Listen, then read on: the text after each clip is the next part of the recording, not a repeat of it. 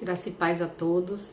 Eu sou a pastora Cristina, Ana Cristina, e quero saudar os irmãos, em especial os irmãos da Igreja Batista Edificação em Cristo, o qual tenho o privilégio e a honra de pastorear em Salvador, aqui na Bahia, na Boca do Rio. Um abraço, um beijo apertado a cada um de vocês, vindo do fundo do coração. Irmãos, nós temos por tema hoje, que irá nos direcionar, entender os tempos, o que fazer durante e depois que tudo passar. Esse é o nosso tema e nós vamos abrir juntos ali no livro de Isaías, capítulo 43, o versículo 2.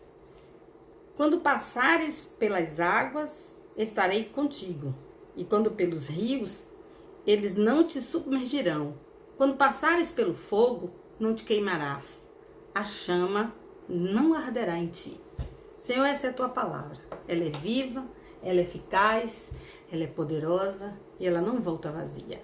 Nos usa, Senhor, com o teu poder e com a tua graça, que a tua unção venha sobre mim, para que essa palavra possa alcançar os corações daqueles que precisam de orientação, daqueles que precisam, Senhor, da tua paz, que precisam de uma resposta, que precisam de uma libertação, Pai, do jugo, das dificuldades, do medo, enfim, Senhor, entregamos tudo, pois, nas tuas mãos. Essa é a tua hora, faça a tua vontade, em nome de Jesus, amém. Então, irmãos, este tema, entender os tempos, o que fazer durante e depois que tudo passar. Então nós vamos dividir justamente em 3 partes, justamente essas partes do tema. E nós queremos falar justamente sobre entender o que está se passando hoje. É muito importante para o nosso estado de espírito, para que nós possamos cultivar confiança em Deus, para que nós possamos estar na posição correta. Entender essa situação e os tempos, vamos dizer, colocar aqui tempos difíceis, né? Tempos de adversidades, tempos em que você não sabe nem o dia de amanhã, porque além de estarmos ali no distanciamento social para proteger as nossas saúdes e dos nossos amados e por toda a sociedade, nós devemos e temos que ficar assim nesse distanciamento, com essa responsabilidade e as consequências de tudo que está se passando. E nós podemos imaginar que vai, com certeza, com a pouca circulação da moeda, vai ocorrer a inflação, vai ocorrer os desempregos, as pequenas e as médias empresas, em sua maioria, vão falir, vão fechar. As grandes empresas precisam, na sua maioria também, despedir funcionários e tudo fica muito difícil. E quando nós, historicamente falando, eu nunca vi tempos assim, nunca vivi tempos assim. Eu estive recentemente, precisei sair à rua e olhando todo aquele cenário de pessoas com máscaras, como eu ali estava, em todos os lugares. Eu passava pelos pontos de ônibus e as pessoas que estavam na rua usando máscara e tudo um tanto quanto deserto, me deu assim uma sensação de que isso não estava acontecendo, uma sensação muito difícil até de descrever, porque realmente são tempos muito difíceis de se entender. Eu tenho uma frase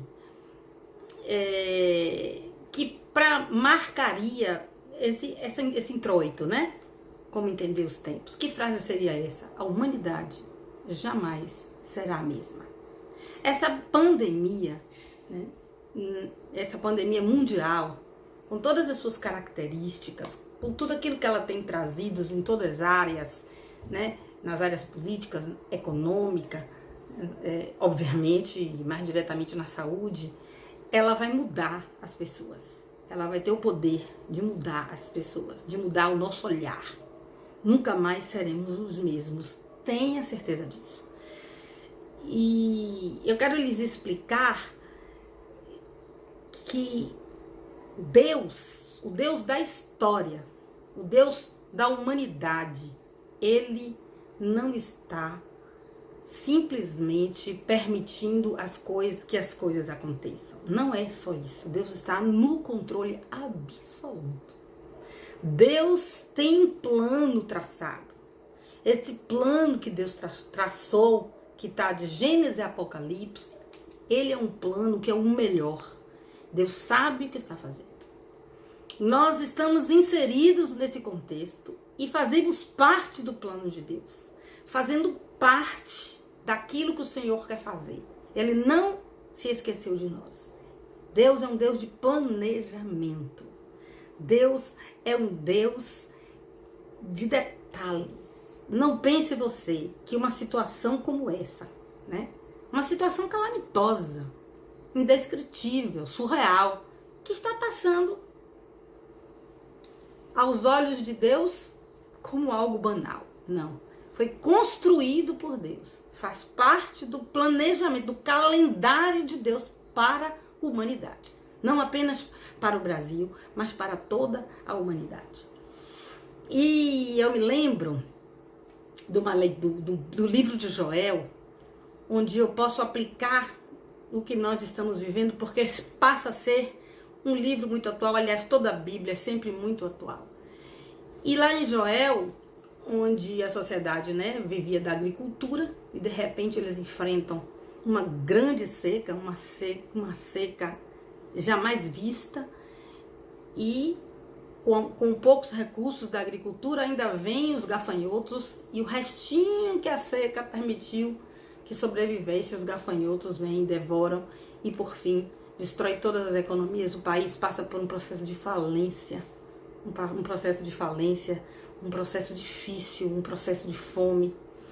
E Deus levanta Joel como profeta, e Joel fala às nações, Joel fala ao povo, Joel fala aos sacerdotes, ele fala: sacerdotes, clamem a Deus, clamem a Deus. As ofertas desapareceram, os velhos foram alertados, os jovens, todo o povo de Israel foi alertado pelo profeta Joel. E aí Joel começa a descrever aqueles ataques de gafanhoto, e há um motivo para isso. E ali em Joel você pode ver que ele fala que o povo estava religioso, o povo estava endurecido, com o coração endurecido, o povo não se humilhava, o povo não buscava o Senhor. E aí ele fala isso para o povo, que essas circunstâncias, elas vinham para causar, para impactar, para alertar, para despertar aquele povo. E ele pede ao povo que se arrependa. Ele pede ao povo que se aquebrante. Ele pede ao povo que se humilhe e que ele saia daquela postura de religiosidade, de um Deus distante, de um Deus apenas de rituais, para que eles venham a ter com Deus um relacionamento mais profundo, onde eles possam verdadeiramente funcionar no reino de Deus com o coração. Com o coração. E ele faz a promessa que o povo, se isso acontecesse, se realmente o povo voltasse, rasgasse os seus corações, né? No Velho Testamento se rasgava as vestes, mas aí ele propõe um rasgar de coração, rasgar o coração. E aí então o Senhor restituiria tudo aquilo que o gafanhoto levou, ele restituiria, mas ele não se detém apenas nos valores materiais, em dinheiro, nessa restituição, mas ele fala também de um derramar no espírito, uma restituição espiritual, uma restituição que fala sobre o poder de Deus acontecendo naqueles dias, onde ele profetiza que viria esse poder se derramar, esse superabundar do Espírito Santo. E essa é a promessa. E eu fico pensando, quando Deus deu o seu toque de recolher, e quando Deus coloca diante de nós essa situação em que devamos ficar em nossas casas, Deus está dando esse toque de recolher para o povo dele, porque nós fazemos parte desse processo do calendário de Deus, e ele tem um propósito especial com a igreja dele. A igreja é a única que pode reconhecer os sinais. Porque lá em Lucas 21, 28, quando diz assim, quando começares a ver esses sinais, é porque a vossa redenção está próxima. Quando começar os sinais. Não significa que devamos esperar ainda mais tempo até que os sinais se cessem, não. Mas quando começar, significa então que a nossa redenção, ela está próxima. E aí Joel também está falando de uma profecia vindoura que ele fala o dia do Senhor. E aqui já é algo profético, já é uma revelação para os finais dos tempos, onde ele fala claramente que será o dia do Senhor, onde o Senhor vai fazer o juízo eterno, né? Separará os justos dos injustos, onde o Senhor vai apresentar os deles à eternidade. Sem que antes do julgamento, muito antes, venha a ocorrer a segunda vinda do Senhor Jesus Cristo, em toda nuvem, todo olho o verá. E a igreja sobe. E eu tenho falado sempre disso, eu tenho falado porque o Senhor tem incomodado no meu coração para falar dessas coisas, falar desses finais. E esses sinais, ao começar, nos lembram da nossa redenção que está próxima, assim. E com isso vem toda uma promessa. Uma promessa. Quando Deus fala para os filhos de Deus ficarem ali no livro de Êxodo, em casa, quando eles ainda moravam no Egito, porque o anjo da morte iria passar. E eles falam para que ficassem em casas e protegessem os umbrais de cada porta com o sangue do Cordeiro, simbolizando a proteção, a salvação, a vida eterna em Cristo. Deus, ele guarda o povo dele. Deus tem promessa, Deus tem aliança. E tudo isso tem um propósito, isso tem um porquê. E você está dentro desse propósito, sendo trabalhado nesse propósito, porque o Senhor tem algo para realizar em sua vida antes de te preparar para você viver com Ele no céu. Deixe-me falar algumas coisas também. Nós tivemos essa ideia de como entender tudo isso que está nos acontecendo, de entender toda essa situação que parece algo tão distante, parece algo tão diferente de nós vivermos, tão assustador. Além de todos os problemas que eu falei aqui, ainda existem pessoas com problemas emocionais, pânico, depressão, tantas coisas ali, assoladas pelo medo da morte, medo das finanças, né? Medo do saldo negativo, medo do amanhã, sem entender direito as coisas, e há uma sensação de medo generalizada. E em meio a tudo isso, o Senhor diz que eu restituirei tudo aquilo que lhes foi tirado, e ainda lhe restituirei a unção, eu lhe restituirei, porque derramarei sobre toda a carne, sobre todo o meu povo, o meu espírito. Então transbordarás. Irmãos, deixa eu te falar uma coisa. Mas agora que nós entendemos essa questão histórica, que entendemos onde estamos nesse calendário e entendemos esses tempos de coronavírus, esses tempos tão difíceis, nós precisamos também entender o que fazer durante esse tempo. É muito importante que saibamos o que fazer. Porque quando Deus conclama a igreja dele, ele dá o toque, ele dá o toque de batida, de retirada, de recolhimento. O Senhor tem algo.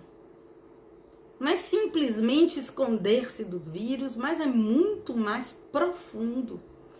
Deus quer restaurar a comunhão dele com a sua igreja. Deus quer que a sua igreja, ao acordar pela manhã, tenha o seu primeiro compromisso em buscá-lo em espírito e em verdade, com fome, com sede de encontrá-lo. Nesses tempos, em sua casa, busque de Deus a cura. Busque de Deus a revelação. Busque de Deus algo que vai mudar a sua vida, que vai dar sentido à sua história. Irmãos, não se permita estar no videogame, no joguinho de celular, na televisão de noite, assistindo série, assistindo filmes. Não, irmãos, é necessário que nós busquemos ao Senhor. Leia 5, 6, 7, 8, 10 capítulos, 20 capítulos naquele dia. Estude aquilo que o Senhor colocar no seu coração. Às vezes você tinha um desejo de estudar um livro. Não, eu vou estudar Joel, pronto, 3 capítulos. Eu vou estudar Joel, eu vou estudar Esdra. Eu vou parar, eu vou agora ler com mais empenho o Apocalipse. Eu vou estudar. Escolha um livro, estude a Bíblia. Nada substitui o poder das Escrituras na vida de um homem. Nada. Ler a Bíblia é algo que te favorece e te fortalece no seu homem interior de uma maneira tão profunda que quando essa leitura, esse estudo, essa dedicação, esse debruçar vem sobre a sua vida, como tempos como esse em que você possivelmente, em sua maioria, vai ter mais condições de estar debruçado sobre a palavra de Deus. Meu irmão, isso vai te trazer tantas experiências. Isso vai consolidar a sua fé. Isso vai talhar, trabalhar o seu caráter. A palavra de Deus vai te confrontar. A palavra de Deus vai mostrar o que você é, o que você precisa. É tempo de buscar o Senhor e de achá-lo, porque estaremos buscando com sinceridade. Quando Deus nos coloca nessa posição de estarmos quietos em nossas casas, é porque Deus não está querendo enfatizar a comunhão com o irmão. Ele não está querendo enfatizar, sei lá, a sua vida profissional com seus filhos, mas Ele está querendo enfatizar a sua vida com Ele. É tempo de buscar a Deus. É tempo de ir na fonte. É tempo de restaurar a nossa vida espiritual, vivenciando Deus todos os minutos que pudermos nesses tempos. Olharmos para essa circunstância como uma oportunidade. Com certeza, não seremos iguais. Não seremos os mesmos. Dentro de você, ao se expor à palavra de Deus, vai se processar uma cura. Sobre você virá um entendimento claro de muitas coisas. Deus, na palavra dele, ele se revela e na unção do Espírito Santo, essas duas coisas, a palavra escrita e o Espírito Santo, eles têm o poder de lhes trazer a cura, de lhes transformar. E esse é o momento.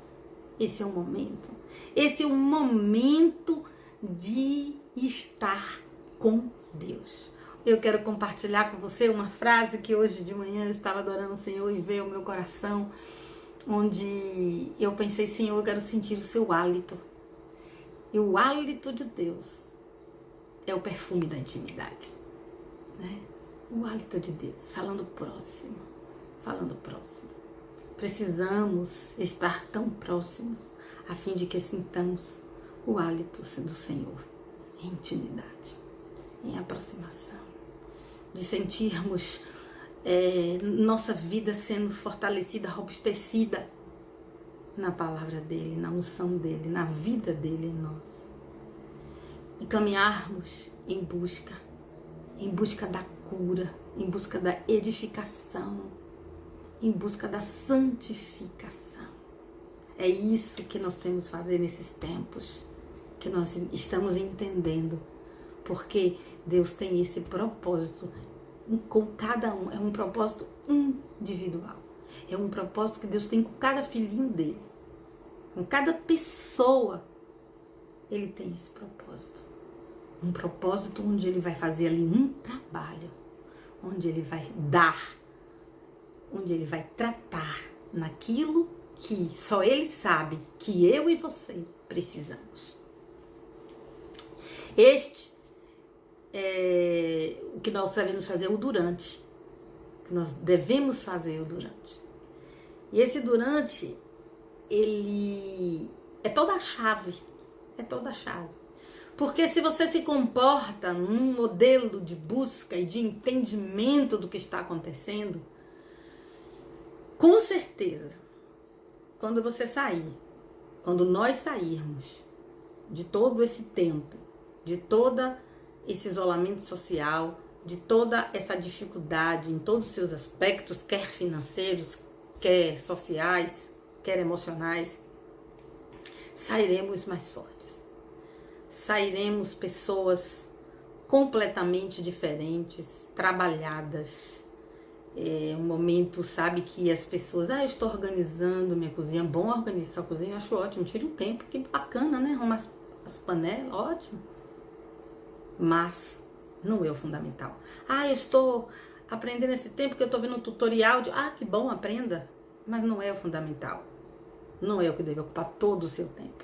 Eu estou, muito bom, o que você quiser fazer, que venha organizar a sua casa, ótimo.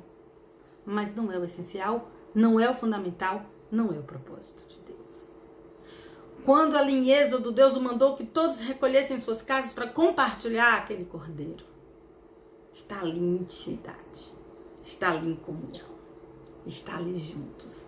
Porque também existe uma obra na família. Uma obra de burilar a convivência, de respeito, de ouvir, de entender, de se humilhar, de pedir perdão, de entender, de apreciar a companhia do outro, de aprender a estar com. Também faz parte desse processo. Deixar que Deus lhe revele o mais profundo e o mais oculto de coisas que jamais saberíamos se não fosse Ele que trouxesse sobre nós a sua revelação, quebrando as nossas fortalezas mentais, que durante anos nós tecemos, fortalezas relacionadas à nossa identidade, onde nós achamos que não somos o suficiente, que não somos amados, que não somos. E aí você começa a conviver com Deus, e o Espírito Santo dele vai te levando a esse processo de se identificar com Deus, gradativamente sermos a sua imagem e semelhança, gradativamente vivenciarmos esse processo de amadurecimento em Cristo. É muito isso que Deus pretende. E a terceira fase, que fala de, e depois, quando tudo isso passar? Irmãos, você não vai sair de qualquer forma. Você vai sair, depois desse tempo, estando com Deus, fazendo de Deus a sua companhia maior, fazendo de ser o seu companheiro diário, o seu companheiro todo o tempo. Você vai buscar de Deus como se portar, as estratégias de como fazer o que você vinha fazendo, que Deus vai mudar, de como fazer aquilo que você vai ter ideia de fazer, que Deus também vai te ensinar, porque estratégia significa coordenação, planejamento. Colocar as ideias em ordem a fim de executá-la no tempo oportuno. Você vai ali com Deus, você não vai sair de qualquer forma. Primeiro porque você já sabe que Deus não fez nada por acaso, e você já sabe que nada mais será como antes, e você já sabe que você já é uma outra pessoa, trabalhada em Cristo, amadurecida em Cristo, burilada pela palavra de Deus, ungida, né? E cuja revelação te deu um esclarecimento tão grande. E essas revelações que Deus fala conosco aprofunda tanto nosso senso de valor, por nos sentirmos íntimos de um Deus tão grande que segura o mundo na palma das mãos. Que você vai sair, irmão, não é de qualquer jeito. Eu vejo as pessoas, quando eu sair eu vou pro salão. Quando eu sair eu vou pra igreja, que bom. Quando eu sair eu vou... Não, quando eu vou sair completamente direcionada por Deus, porque as minhas atitudes, as minhas ações, os meus planejamentos, durante todo esse tempo que eu estive em busca do Senhor, receberam a luz de Deus. e trouxeram sobre mim um novo entendimento, uma nova reação, uma nova forma, quiçá, de viver, de encarar os outros, de encarar as suas possibilidades, de encarar as suas responsabilidades e o novo que chega, e o novo que se estabelece e que não é de qualquer forma. É de acordo com a estratégia de Deus. É de acordo com o que Deus soprar ao seu ouvido, lhe instruir, te trazendo a estratagema precioso para vencer tudo. E a vida nunca mais será a mesma. Creia. Porque você terá uma visão de conquista, uma visão tão fortalecida de você mesmo. Você vai ter a sua identidade completamente formada na pessoa de Cristo. Você vai ter um fundamento na palavra e essas revelações que vão te ajudar a caminhar estrategicamente todos os seus dias. Isso é um presente que Deus está trazendo para cada um de nós. Ainda que tenhamos muitas coisas e ainda que existam problemas severos, problemas difíceis, mas é aí que Isaías entra em 43, versículo 2. E é aqui que ele entra quando ele diz, no versículo 2, quando passares pelas águas estarei contigo, e quando rios eles não te submergirão, pelo fogo ele não te queimará, nem a chama arderá em ti. E esses rios, e essas águas, e esse fogo, essas chamas falam de perigo, falam de adversidades, e o Senhor está vendo todas elas, faz parte desse plano, faz parte desse pacote que o Senhor está promovendo nesses dias. Então não temas. Durante esse Salmo 43, você vai ver, o capítulo 46 do livro de Isaías, você vai ver ele falando não temas, não temas. Vai ver o Senhor fortalecendo, consolando. E esse versículo ele traz a consolação. Ele traz o conforto, a libertação aos oprimidos. Não importa as correntezas do rio, não importa os volumes das águas, nem a temperatura do fogo. Lembre-se da fornalha ardente, onde os hebreus saíram dali intactos, porque confiaram no Senhor. Entraram na fornalha ardente. E esse texto agora me lembrou claramente Sedraque, Abdenego, Mesaque. Os cabelos deles, nem a chama, nem o cheiro da fumaça lhes tocou. Sedraque, Mesaque e Abdenego. Eles foram completamente livres quando as chamas estavam ardendo e não foram queimados. Me lembra muito isso. Em toda essa situação, não ficará se você nem o cheiro da fumaça nos cabelos. Não haverá nem resquícios de prejuízo, porque não te queimarás, não passarás pelo fogo. Esses perigos, aqui representados por essas metáforas, significa que seja quais forem dentro do seu universo de preocupação e problemas e perigos e riscos e medos, nenhum deles o Senhor vai permitir que lhe destrua, que lhe alcance, que lhe abata. Sabe por quê? Porque ele fala, eu sou contigo. E ele é o nosso avalista. Ele estando com cada um de nós, não corremos risco. Não corremos risco. Ele é a nossa garantia. Ele nos toma pela sua mão direita, Isaías fala. Saiba disso. Você não está só. E aprenda. Entenda esses tempos. Procure viver a forma que Deus quer que você viva nesses tempos. Procure se preparar para quando você sair, você venha sair uma pessoa capaz de realizar todos os sonhos que Deus tem para a sua vida, porque você vai estar transformada. Não pelo poder humano, não pelo um curso, não por uma graduação, não por uma capacitação, mas transformada pelo poder de Deus. Vamos orar esse minuto. Feche seus olhos, por favor. Senhor, acreditamos que o fogo não estará sobre nós, nem as águas nos afundarão.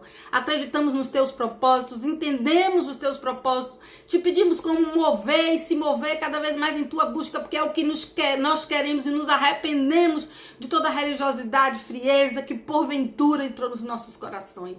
E queremos nesses dias nos aproximar profundamente de ti. E mais, ao sairmos de tudo isso, sermos pessoas renovadas, com estratégias, com a maneira de viver específica do teu agrado. E assim então estaremos, Senhor, de forma inequívoca na posição em que devemos estar.